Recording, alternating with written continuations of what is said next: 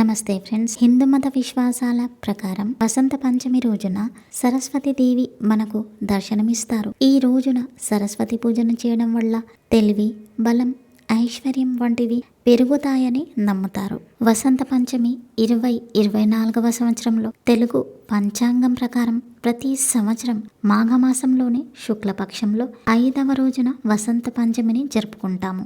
ఈసారి వసంత పంచమి వచ్చేసి ఫిబ్రవరి 14వ తేదీ బుధవారమే వచ్చింది. ఈ రోజు సరస్వతి అమ్మవారిని ఆరాధించడం వల్ల, పూజ సమయాల్లో ఈ మంత్రాలను పఠించడం వల్ల మీకు ఐశ్వర్యం, సంపద, తెలివితేటలు పెరుగుతాయని పండితులు చెబుతారు.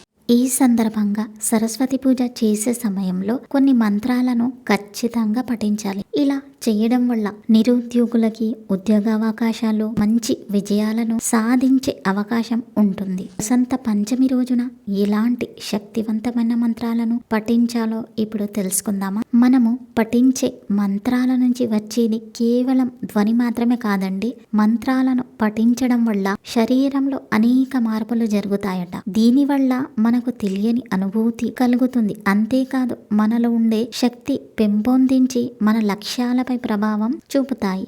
ఎవరైతే పోటీ పరీక్షల్లో పాల్గొంటూ ఉంటారో అలాంటి వారంతా కొన్ని మంత్రాలను పఠించడం వల్ల ఏకాగ్రత పెరిగి అన్ని రంగాల్లో అవలీలగా గెలుపు సాధిస్తారు. సరస్వతి గాయత్రి మంత్రం అనేది ఎంతో శక్తివంతమైనది. పురాణాల్లో పేర్కొనబడింది. ఇది విద్యార్థులకు ఎంతగానో ఉపయోగపడుతుంది. విద్య పట్ల ఏకాగ్రత సాధించేందుకు ఈ మంత్రాన్ని పఠిస్తే అన్ని శుభ ఫలితాలే.